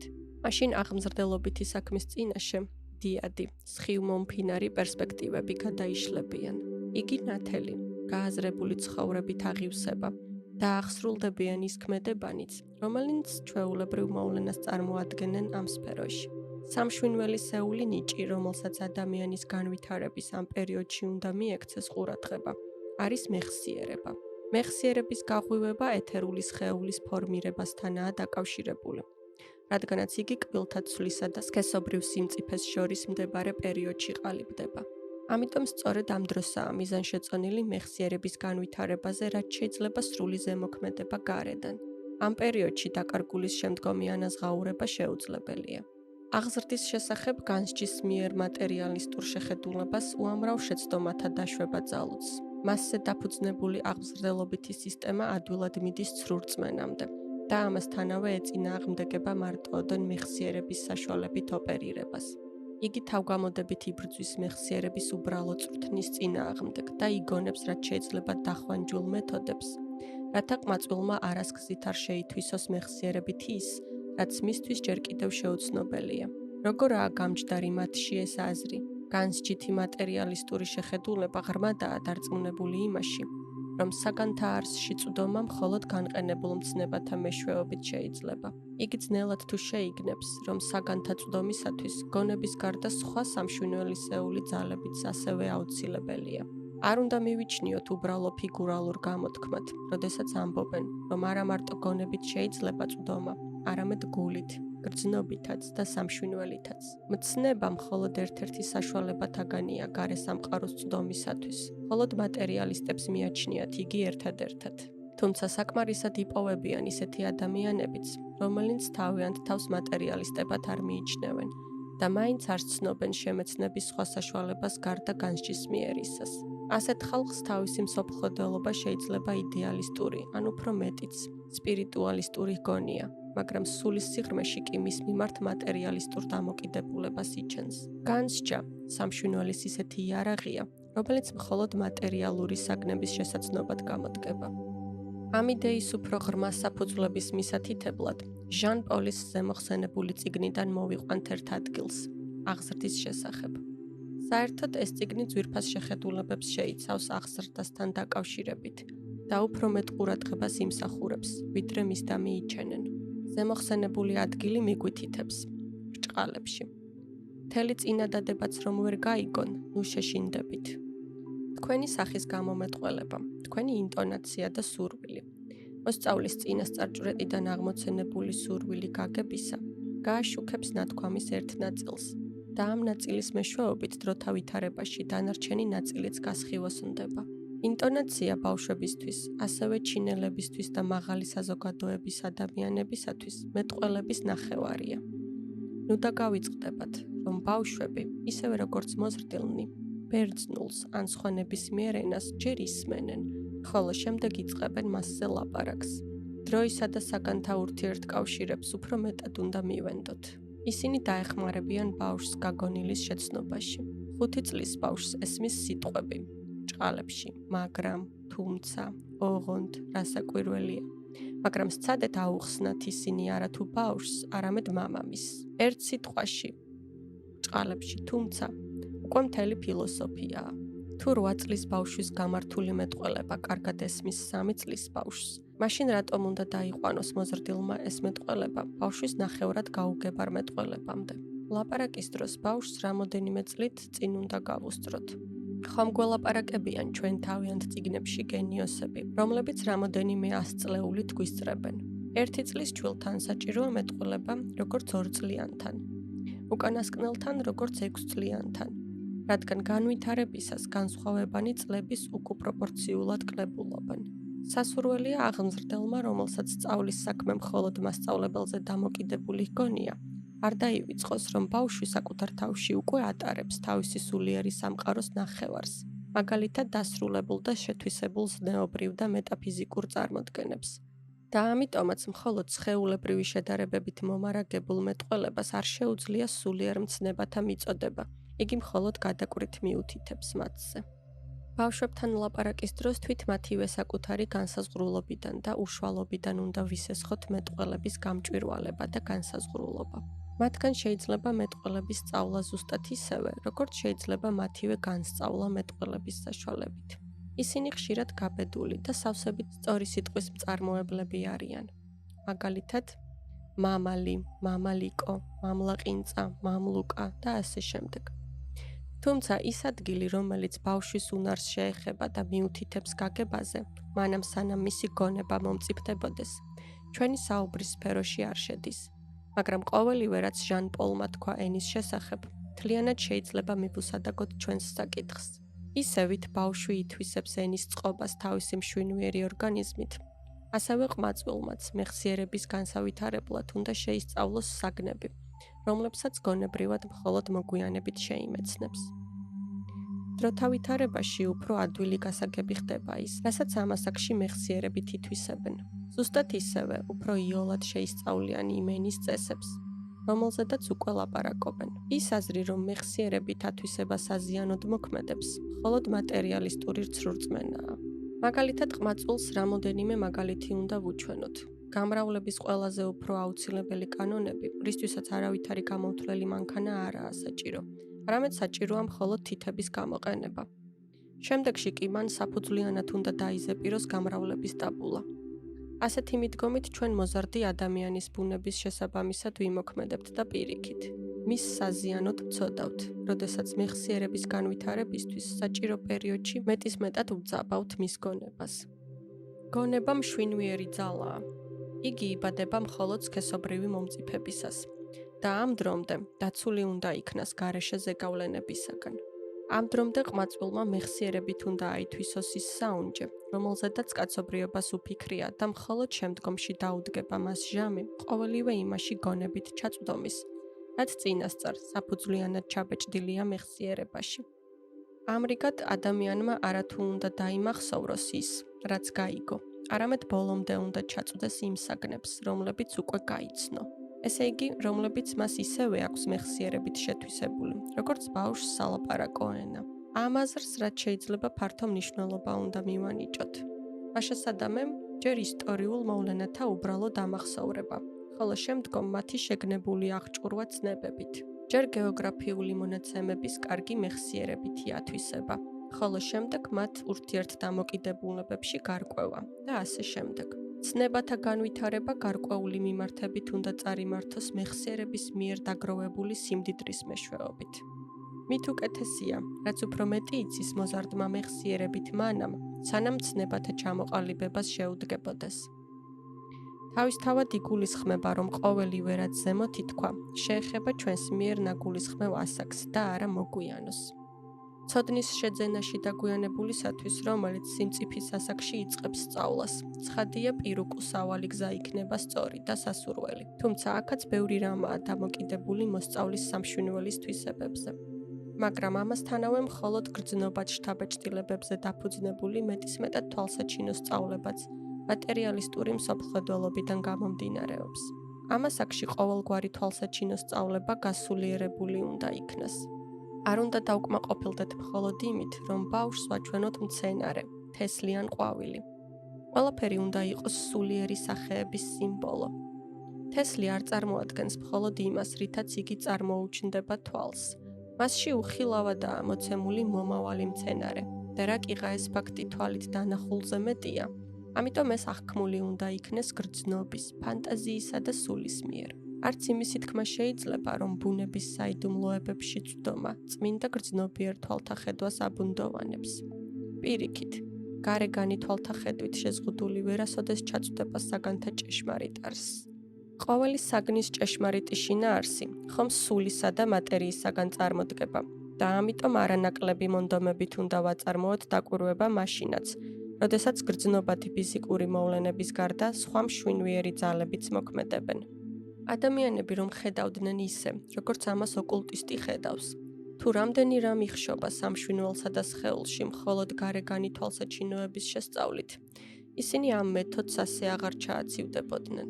მაღალი გაგებით აბა რასარგებლობის მოტანა შეუძლია ყმაწვილისათვის ყოველივე იმას, რასაც იგი ხედავს სხვადასხვა მინერალში, მცენარეში, ცხოველში, ფიზიკურ ექსპერიმენტში, თუ კი ისინი მათივე გამასულიერებელი სიცოცხლის საიდუმლოებათა წვდომაში არ ემსახურებიან მას, როგორც გრძნობიერი სიმბოლოები. მატერიალისტური მსოფლმხედველობის ადამიანს ცხადია არ შეუძლია საქმის იმგვარად წარმართვა, როგორც ჩვენ მივუთითეთ. ოკულტისტისათვის ეს სავსებით ნათელია, მაგრამ მას ისიც ესმის, რომ აღზრდის ჭეშმარიტი სასიცოცხლო ხელოვნება ვერ წარიმართება მატერიალისტური შეხედულებებით. რაოდენ პრაქტიკულადაც არ უნდა გვეჩვენებოდეს იგი, სინამდვილეში ისრულებით ვერ აღწევს პრაქტიკულ შედეგებს. მით უმეტეს, როდესაც საქმე ეხება სიცოცხლის გარე გამოვლენას, მთელი თავისი ცხოვრებისეული სისავსით. ჭეშმარიტი ყოფიერების წინაშე მატერიალისტური მსოფლმხედველობა ფანტაზიაა. მაგრამ გასაგებია ისიც, რომ მატერიალისტსაც ფანტაზიად უნდა წარმოუდგეს სულიერი მეცნიერების შესაბამისი განმარტებანი. მიუხედავად ამისა, რადგან ამ განმარტებათა საფუძველი ჭეშმარიტებაა, ისინი გამსჭვალავენ კულტურას და მიანიჭებენ მას ახალსა და უფრო მაღალ შინაარსს. მხოლოდ იმის ნათელი შეგნება, თუ როგორ მოქმედებენ აღზრდის მოცემული ხერხები ჭაბუკზე, აღმზრდელს სწორი ტაქტით აღჭურვავს. რათა ამა თუ იმ შემთხვევისას აირჩიოს შესაბამისი მეთოდი.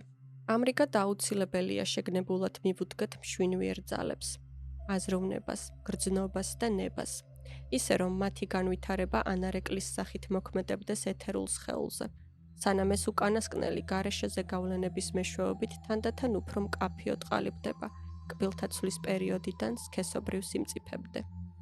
ზემოხსენებული აღზრდელობითი პრინციპების სწორი გატარებით, საფუძველი ძლიერი ნების განვითარებისათვის პირველი 7 წლის განმავლობაში უნდა ჩაიყაროს. ასეთი ნება უპირველეს ყოვლისა ფიზიკური სხეულის კარგად განვითარებულ ფორმებს უნდა ემყარებოდეს. კბილთა ცვლასთან დაკავშირებით მნიშვნელობა აქვს იმას, რომ ამ დროს განვითარებაში მყოფი ეთერული სხეული ფიზიკურ სხეულს აწვდიდეს ისეთ ძალებს, რომელთა შემწეობითაც იგი შეძლებდა თავისი ფორმების გაძლიერებასა და გამაგრებას. ის, რაც შთამბეჭდავად მოქმედებს ეთერულ სხეულზე, უფრო და უფრო ამაგრებს ფიზიკურ სხეულსაც. ყველაზე მძლავრ იმპულსებს ეთერულ სხეულს ის გრძნობები და წარმოდგენები აწვდიან, რომელთა მეოხებით ადამიანი განიცდის და ადგენს თავის ნამდვილ დამოკიდებულებას სამყაროს მარადიულ პირველსაწყისებთან. მაშასადამე დანარჩენი იმპულსებიდან ყველაზე მძლავრზე მოქმედებას რელიგიური განცდები ახდენენ. ადამიანის ნება და ხასიათი ვერ ეღირსებიან ჯანსაღ განვითარებას, თუ მას ამ ასაკში არ შესწევს უნარი განიცადოს ღრმად განმსჭვალავი რელიგიური იმპულსები. ადამიანური ნების ხასიათში ნათლად ვლინდება, გრძნობს თუ არა თავს იგი მთელს სამყაროსთან კავშირში. თუ კი იგი არ გრძნობს თავს მჭიდრო კავშირში ღვთივ სულიერთან, მაშინ მისი ხასიათი და ნებელობაც მერყევი დარჩება. ყრმის გრძნობათა სამყარო სწორი გზით ვითარდება, თუ იგი უხვად იკვებება ზემოთ ჩამოთვლილი შედარებებითა და სიმბოლოებით და ყოველივე იმითაც, რის მოცემაც შეუძლია ისტორიას და სხვა წყაროებს, რომლებიც მის წინაშე წარმოაჩენენ ადამიანთა კეთილშობილ და ღირსეულ ხასიათებს. ასევე მნიშვნელოვანია გრძნობათა გასაღრმავებლად ბუნების იდუმალებასა და სილამაზეში წინსვლა. ამ თვალსაზრისით განსაკუთრებით მიზანშეწონილია სილამაზის შეგრძნების განვითარება და ხელოვნებისადმი სიყვარულის გაღვიძება. მუსიკალურობა რიტმის გრძნობას უღვიძებს ეთერულ სხეულს, რომელიც სამუდამოდ ანიჭებს მას საგნებში დაფარული რიტმის პოვნის უნარს. ახალგაზრდას ბევრი რამ დააკლდება ცხოვრებაში შემდგომ, თუ ამ ასაკში არ ცდილან მისი მუსიკალურობის განვითარებას. სამყაროს ცხოვრების ბევრი სფერო სამუდამოდ დაიხურება მისთვის, ვინც სავსებით მოკლებულია მუსიკალურობას. სასურველი არ არის სხვა ხელოვნებათა უგულვებელყოფაც. აღზრდის სწორ სისტემაში უნდა შედიოდეს როგორც არქიტექტურის სტილებისა და ფორმებისადმი, ასევე პლასტიკური სახეებისადმი, ნახატის ხაზთა სილამაზისადმი და ფერთა ჰარმონიისადმი გემოვნების გაღვიძებაც. არახელსაყრელი პირობების შემთხვევაში, როგორადაც არ უნდა მოგვიხდეს ამ გეგმის განმარტება, სწორი არ იქნება ის აღმზრდელი, რომელიც იტყვის, თითქოს ამ მიმართულებით არაფრის გაკეთება არ შეიძლებოდეს. თვით უმარტივესი საშუალებითაც შეიძლება მრავლის მიღწევა, თუ აღმზრდელს ამისათვის სათანადო უნარი გააჩნია.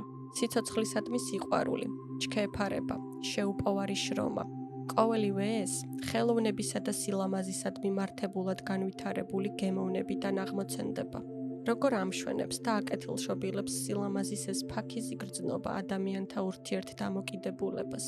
განვითარებაში მოცემული ცხოვრებისეულის სურათების და იდეალური ავტორიტეტების მეოხებით. ამავე წლებში აღმოცენებული ზნეობის გრძნობაც ძალღონით აივსება, როდესაც სილამაზის მომწიფებული შეგრძნება სიკეთის მცნებას მშვენიერებად ითვისებს, ხოლო ბოროტების გაგებას შემაზრდენ შთაბეჭდილებად. წმინდა აზროვნება, როგორც განყენებულ მცნებათა შინაგანი დინება, ამასაკისათვის უადგილოა.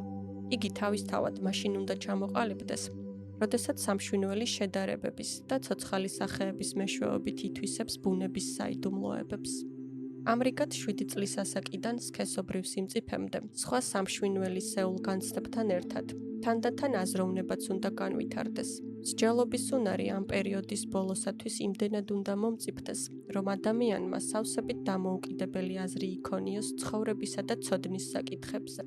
ამ დრომდე სხვა სამშვინველი სეული ძალების განვითარებით, რაც უფრო ნაკლებ ზემოქმედებას მოვახდენთ უშუალო განსჭით უნარზე, მით უფრო კარგ შედეგს მივიღებთ ადამიანის მთელ შემდგომ ცხოვრებაში. ეზოტერული ცოდნა სწორმით ითებებს გვაძლევს არა მარტო სულიერ, არამედ ფიზიკური აღზრდის სფეროშიც. მაგალითად, იგი რეკომენდაციას უწევს გიმნასტიკისა და ახალგაზრდული თამაშების სხვადასხვა სახეებს. ისე როგორც სიყვარულის გრძნობა და სიხარული უნდა აღავსებდნენ ბავშვობის პირველ წლებს, ასევე ეთერული სხეულიც უნდა გამყარდეს და განვითარდეს ფიზიკურ ვარჯიშთა შემწეობით. გიმნასტიკური ვარჯიშები ისე უნდა წარიმართოს, რომ ყოველ მოძრაობაზე, ყოველი ნაბიჯის გადადგმაზე, ყმაწვილის შიგნით იბადებოდეს განცდა. ჭყალებში, ჩემი ძალა იზრდება. იმ განცდამ უნდა მოიცვას სამშვინველი, აღავსოს იგი კეთილდღეობის ჯანსაღი მხიარული განწყობილებით. ასეთი გიმნასტიკური ვარჯიშებით ხელმძღვანელობისათვის ადამიანის სხეულის ანატომიისა და ფიზიოლოგიის ზუსტი ცოდნა არ არის საკმარისი. აქ აუცილებელია ინტიმური წვდომა და ინტუიციურად შენაგრძნობით ცოდნა ურთიერთდამოკიდებულებათა შესახებ, რომელიც არსებობს ადამიანის სხეულის გარკვეულ მდგომარეობათა, გარკვეულ მოქმედებათა და კმაყოფილების გრძნობას შორის. გიმნასტიკური ვარჯიშების ხელმძღვანელმა თავად უნდა განიცადოს ადამიანის სხეულის გარკვეული მდგომარეობით გამოწვეული სიხარულის მომგვრელ ძალთა შეგრძნება და იცოდეს თუ რომელი მოძრაობები იწვევენ ძალების კარგვას და ასე შემდეგ. ფიზიკური ვარჯიშების ამ მიმართულებით წარმართვისათვის აღმზრდელი უნდა ფლობდეს მხოლოდ ჭეშმარიტი ცოდნით შეძენილ განწყობილებას. ვინც დაიწყებს მათ მართებულ გამოყენებას, მას ცხოვრება თვითონ დაუმტკიცებს მათსავე სისწორეს ყოველგვარ თეორიებზე და ლოგიკურ საფუძვლებზე უკეთესად, რადგან სულიერი ჭეშმარიტებები ყველაზე კარგად მათივე ნაყოფით შეიცნობიან. სქესობრივი სიმწიფის მიღწევისას იბადება ასტრალური სხეული. უკანასკნელის განთავისუფლებასთან ერთად დგება ჟამი ადამიანის ბრჭყალებში მეზე ყოველივე იმის ზემოქმედებისა, რაც მოცემულია განყენებულ იდეათა სამყაროში, განსჯისა და თავისუფალ დასკვნათა გამოტანის უნარში. ჩვენ უკვე აღვნიშნეთ, რომ ეს სამშვინველისეული უნარნი უნდა განვითარებულიყვნენ მათზე პირდაპირი ზემოქმედების გარეშე, მხოლოდ ირიბი აღმზრდელობითი ზეგავლენის მეშვეობით. ისევე როგორც დედის ორგანიზმში ვითარდებიან თვალნი და ყურნი, სინათლისა და ბგერის უშუალო გავლენის გარეშე. სქესობრივ სიმწიფესთან მიახლოვებისას დგება ჟამი, როდესაც ადამიანი მზადდება საკუთარი შეხედულების გამოსამუშავებლად იმის შესახებ, რაც ადრე შეუსწავლია. არაფერია უფრო მეტად მავნებელი, ვიდრე ნაადრევად გამოწვეული საკუთარი შეხედულება. განსჯა შეიძლება მხოლოდ მაშინ, როდესაც მსჯელობისა და შედარებისათვის წინასწარაა მასალა მომზადებული. წინააღმდეგ შემთხვევაში დაუსაბუთებელ მსჯელობასთან გვაქვს საქმე. ცოდნის ნამცეცებზე დაფუძნებული ცალმხრივობა და ცარიელი ბრჭყალებში მოსავობა, რომლის თვალსაჩინარიდან ქარაფშუტულად მსჯელობენ კაცობრიობის უმაღლეს განცდებზე, აღზრდაში ამ მიმართულებით დაშვებული შეცდომის მიზეზით წარმოიშობა. სანამ აზროვნებისათვის მომწიფდებოდე, საჭიროა ისწავლო პატივისცემა სხვათა ნააზრევისა. წარმოუდგენელია ჯანსაღი აზროვნება, თუ მას წინარ უსწრებდა რწმენაზე და ეჭვმიუტანელ ავტორიტეტებზე დამყარებული ჯანსაღი გრძნობა სინამდვილისა. ეს იდეა აღზრდის დროს რომ ტარდებოდეს, ჩვეულებრივ მოულენად არ გადაიქცეოდა ის ფაქტი, რომ ჭაბუკნი, რომელიც თავს მომწიფებულად თვლიან დამოუკიდებელი მსჯელობისათვის, ხელს უფრო უშლიან ცხოვრების დიად გამოცდილებას, იმოქმედოს მათსავე ცნობიერებაზე. ადამიანის ყოველ აზრს, რომელიც სამშვინველის გამოცდილების ბუნებრივ საძირკველს არ ეყრდნობა, შეუძლია მხოლოდ მისი ცხოვრების გაფუჭება.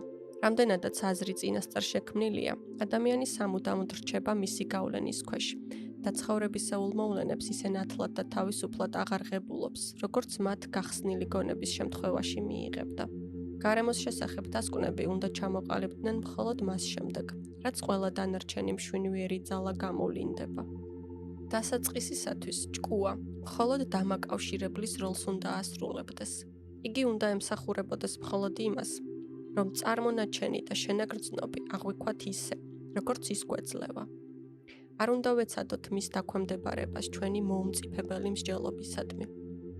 ამიტომ ამასაკის ჭაბუკისათვის უმჯობესია, თუ კი ის ჯერჯერობით არ გაეცნობა გონებით განჭვრეტილ თეორიებს. ამასაკში განსაკუთრებით მნიშვნელოვანია, რომ ცხოვრებამ მთელი თავისი სისავსით იმოქმედოს მასზე და რაც შეიძლება მთლიანობაში იქნას იგი აღქმული ახალგაზრდა სამშვინვალის მიერ. ცხადია შეიძლება გავაცნოთ ყმაწვილს ის, რაც ხალხს სხვადასხვა მოვლენების შესახებ უფიქრია, მაგრამ ამასთანავე საჭიროა იგი დავიცვათ იმისაგან, რომ ნაადრევი მსჯელობის წყალობით ვიწრო ჩარჩოებში არ მოაქციოს თავისი აზრი. მას უნდა შეეძლოს ძალზე მრავალფეროვანი შეხედულებების სმენა, ისე რომ დავაშკაცებამდე არც ერთ პარტიას არ მიემხროს.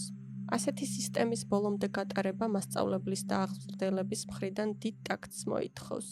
და სახელდობრ, სულიერ მეცნიერებაზე დაყრდნობილ ასეთ ღრმა მსოფლმხედველობას შეუძლია ამ ტაქტის შემუშავება. სულიერი მეცნიერების თვალსაზრისით, აღზრდის შესახებ ჩვენ აქ მხოლოდ რამდენიმე შეხედულების ჩამოყალიბება შევძელით. ჩვენი ამოცანაც იმაში მდგომარეობდა, რომ მიგვეთითებინა მის კულტურულ მნიშვნელობაზე აღზრდის საქმეში. მისმა შემოქმედებამ შედეგს რომ მიაღწიოს, ამისათვის მისი რაც შეიძლება ფართო წრეებში გავრცელებაა აუცილებელი. ეს რომ შესაძლებელი გახდეს, ამისათვის ორი პირობაა საჭირო. უპირველეს ყოვლისა, უარი უნდა ვთქვათ ცრუ შეხედულებებზე სულის მეცნიერებასთან დაკავშირებით. ვინც კი სულიერ მეცნიერებას მიენდობა, დარწმუნდება, რომ ეს არ არის ფანტაზიორობა, როგორც ჯერ კიდევ ბევრნი ფიქრობენ. ეს არ არის საყვედურით თქმული, იმიტომ რომ ასეთი დამოკიდებულება სავსებით ბუნებრივია განვითარების თანამედროვე პირობებისათვის. უმრავლესობა ანთროპოსოფოსებს ალბათ უყურებს როგორც ფანტაზიორებს და მეოცნებეებს. ზედაპირული შეხედულებით სხვაგვარ დასკვნას ვერც გამოიტან. რადგან სულის მეცნიერების როლში მყოფი ანთროპოსოფია და ყოველივე ის, რასაც თანამედროვე კულტურა ჯანსაღი მსოფლმხედველობის საფუძვლად მიიჩნევს, ეწინააღმდეგება ერთმანეთს და მხოლოდ უფრო ღრმა განხილვისას ირკვევა, თუ რამდენად გარდაუვალია თანამედროვე შეხედულებათა წინააღმდეგობანი და რა რიგუიმედოა მათი მორიგება იმ შემთხვევაში, თუ სულიერი მეცნიერება არ იქცევა მსოფლჭვრეტის საფუძვლად. მეორე აუცილებლობა, ეს არის თვით ანთროპოსოფიის სწორი განვითარება. ანთროპოსოფიის ზემოქმედებისათვის ცხოვრების სხვადასხვა სფეროები მხოლოდ მაშინ გაიხსნება, როდესაც ანთროპოსოფიულ წრეებს ყველგან გამსჭვალავს ნათელი შეგნება იმისა, რომ ანთროპოსოფიის ნამდვილი არსი მისივე სწავლების ყველა სასიცოცხლო მოვლენებთან მისადაგებაში მდგომარეობს და არა თეორეტიზირებაში. სხვაგვარად, ანთროპოსოფიაზე ექნებათ წარმოდგენა, როგორც ცალკეულ უცნაურ მეოცნებეთა რელიგიურ სექტანტობაზე. მხოლოდ სასარგებლო, ცხოვრებაში გატარებული სულიერი მუშაობა შეძლებს ანთროპოსოფიული მოძღვრების ფართოდ გავრცელებას, რომელიც გააჯანსაღებს და გაასულიერებს ადამიანის ცხოვრების ყველა სფეროს.